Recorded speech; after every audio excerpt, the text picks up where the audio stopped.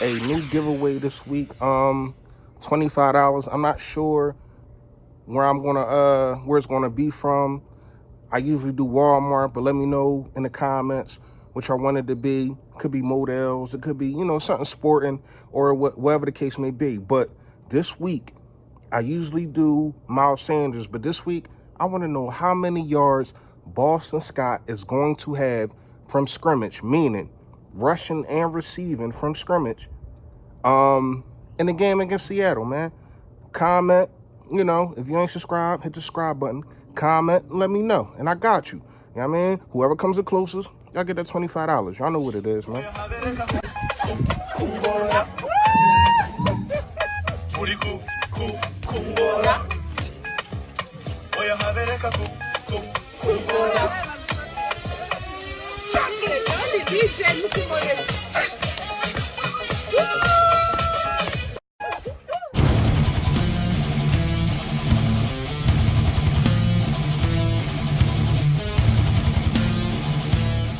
Yo, that what's going on? It's your boy Philly Fresh, aka the General here, reporting for duty, man.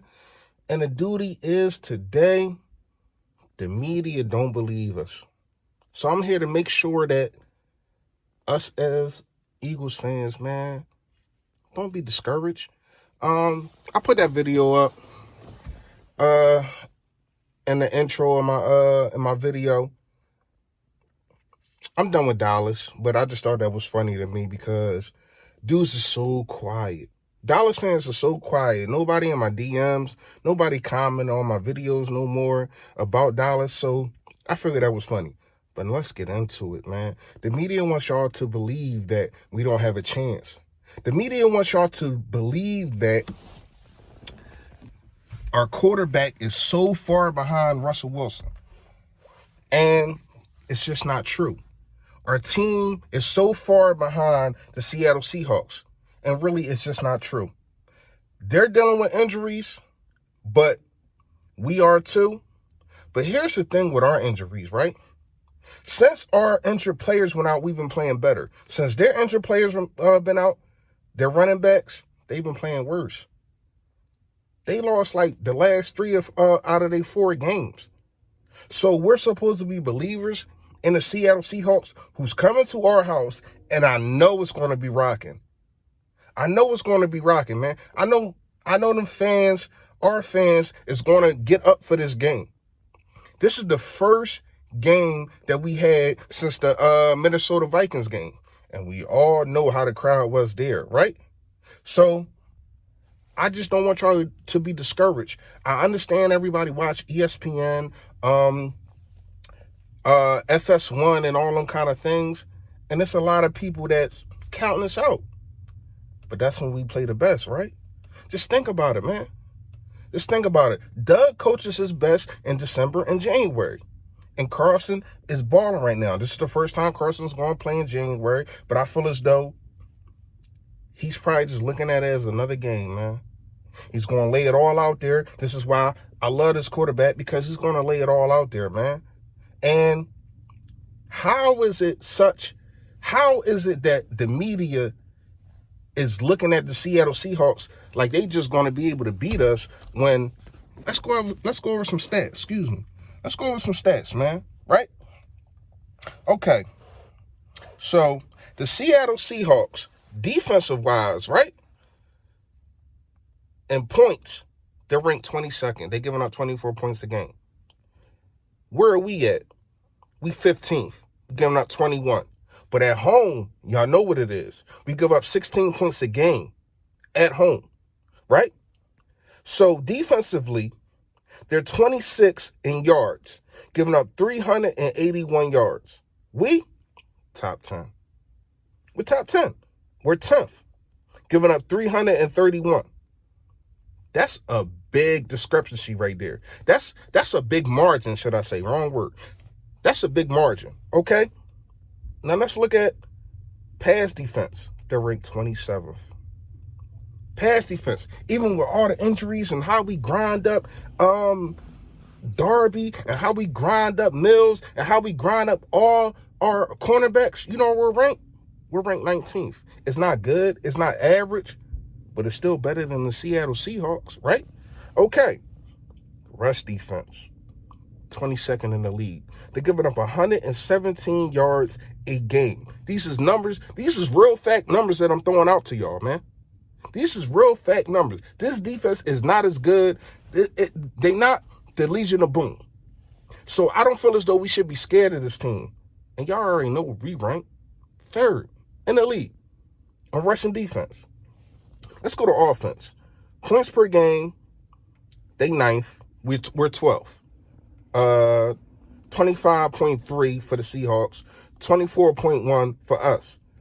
Yards a game, they 8th. They giving up, they given 374, and we're 14th, 360. Passing yards, they're 14th. My man Carson is 11th. So y'all talking about this quarterback, right? Y'all talking about Russell Wilson, how he's going to outplay Carson. I don't think that he outplayed him this season. That's just my personal opinion. Like, I don't watch every Seattle Seahawks games, but I do watch highlights, and I do see that Russell Wilson can put his players in a predicament, but I feel as though we can get pressure. Their offensive line is really not good. Even with Brandon Brooks out and Lane Johnson, I think Lane Johnson will be able to go. I don't think Zach Ertz will go. That's just my personal opinion. I don't think he will go. But I feel as though our offensive line is still better than them. Matt Pryor did his thing. He did his thing. And I've been waiting to see him for a little minute. And I wanted to see what he had because we just kept him on the shelf. And it really wasn't no reason for him to play because our guards never really get hurt. It's really our tackles. But I wanted to see what he was going to do. And he did what he was supposed to, man. Shout out to Matt Pryor, man. So let's do this quarterback comparison, man. Because to me, sometimes it's not always about the numbers. Everybody, a lot of people say intangibles and all that, but to me, it's what are you doing with your team? So Carson Wentz has had basically like 3 different teams in the past 6-7 weeks. He done had 3 different teams, man. But still, he's finding a way, and I don't care if it's against the NFC East. Because you can't grind us up about losing to Miami, and then when we go on a 4-win streak, y'all just act like that's nothing. Tired of that. So Russell Wilson, right? Russell Wilson got 4,100 yards, and he got 31 touchdowns, 5 interceptions. That's not bad. Shouts out to him. Carson Wentz, with a depleted roster, with a whole new team. See, here's the thing. This is not the same team that Seattle is going to see. It's not. It's not the same team that Seattle is going to see that they played week 12, I want to say. It's not the same team. These receivers want to dive out for the ball. These receivers want to make sure that they listen to Carson Wentz and he can tell them what to do. Right? So Carson Wentz, we all know. He got 4,039 yards, 27 TDs, 7 touchdowns. But, and I'm going to keep saying this because it is so essential. He has about 4 to 5 dropped touchdowns, not passes. Everybody want to talk about Dak Prescott. Oh, they dropped this pass against us. We talking about touchdowns, TDs, 6 points, right? So it's no comparison. I mean, I'm not going to say there's no comparison to Russell Wilson. I mean, it's no comparison to what happened with Dak and what's going on what happened with Carson through this whole year. Alshon Jeffrey, I don't think he dropped a touchdown. Nelson Aguilar dropped a touchdown. Zach Ertz even dropped a touchdown. Greg Ward dropped a touchdown. Dallas Goedert dropped a touchdown. JJ Arcega-Whiteside dropped a touchdown. So we're not talking about just incomplete passes. We're not talking about first downs. We're talking about TDs. TDs, game-winning TDs. So, Chris Carson out. They brought in Beast Mode. I don't think he's Beast Mode anymore, but, I'm going to give him that respect, call him that. So, you just went 2 weeks playing Zeke Elliott. You hold him down 66 yards. And then you play Saquon Barkley, what I consider, this is my opinion, the best back in NFL. That's just my opinion. It's either him, Christian McCaffrey. And you hold him. I mean, he had that one run, but other than that, he would have had like 20-something yards. So he still didn't, even with that 69 play, that 69 run, he still didn't break a beam. He still didn't break 100 yards. So this defense, especially at home, is a problem, man. It's a problem. They holding opponents to 17 points or less. So you gotta commend them for that, right?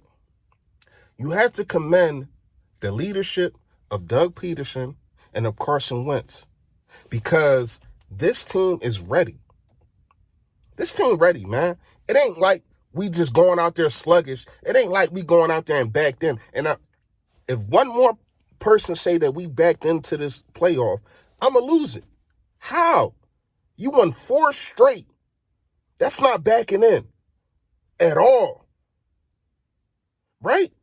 So we didn't have to